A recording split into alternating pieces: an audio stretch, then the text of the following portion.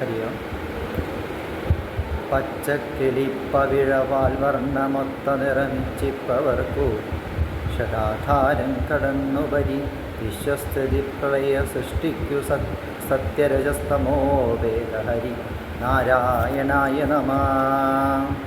പച്ചക്കിളി പവിഴ പാൽവർണ്ണമൊത്ത നിറം, അതായത് പച്ചക്കിളിയുടെയും പവിഴത്തിൻ്റെയും പാലിൻ്റെയും നിറങ്ങൾക്ക് തുല്യമായ നിറങ്ങൾ യഥാക്രമം തമോ ഗുണത്തിൻ്റെയും രജോ ഗുണത്തിൻ്റെയും സത്യഗുണത്തിൻ്റെയും നിറങ്ങളായ പച്ച, ചുവപ്പ്, വെളുപ്പ് എന്നീ നിറങ്ങൾ ഇച്ഛിപ്പവർക്ക്, കാണാൻ കൊതിക്കുന്നവർക്ക് ഷഡാധാരങ്ങൾ കടർന്ന്, എന്താണ് മൂലാധാരം, സ്വാധിഷ്ഠാനം, മണിപൂരകം, അനാഹതം, വിശുദ്ധി, ആജ്ഞ എന്നീ ആറാധാരങ്ങളും കടന്നിട്ട് ഉപരി ആജ്ഞാചക്രത്തിനു മുകളിലുള്ള ഭ്രമണത്തിലൂടെ സഹസ്ര പത്മത്തിലേക്ക് കടക്കുന്നതോടെ വിശ്വസ്ഥിതി പ്രളയ സൃഷ്ടിക്ക്, പ്രപഞ്ചത്തിൻ്റെ രക്ഷ, പ്രളയം, സൃഷ്ടി എന്നിവയ്ക്ക് വേണ്ടിയിട്ട് സത്യം, രജസ്, തമസ് എന്ന ഗുണഭേദം അംഗീകരിച്ച്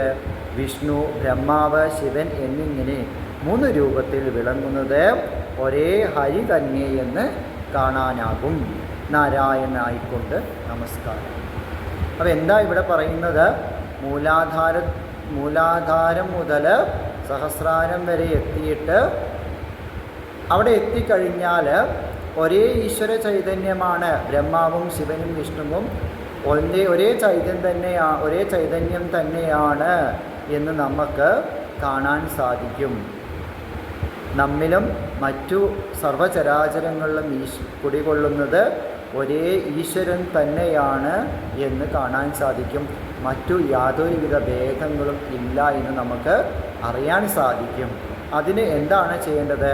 സാധന അനുഷ്ഠിച്ചുകൊണ്ട് നമ്മുടെ ജീവനെ നമ്മൾ ഉയർത്തിക്കൊണ്ടുവരണം. സാധനയിലൂടെ ഓരോ ജീവന്മാരെയും നമ്മൾ എന്ത് ചെയ്യണം? നമ്മളുടെ ജീവനെ ഉയർത്തണം. അങ്ങനെ ഓരോരുത്തരും ചെയ്യണമെന്നാണ് പറയുന്നത്.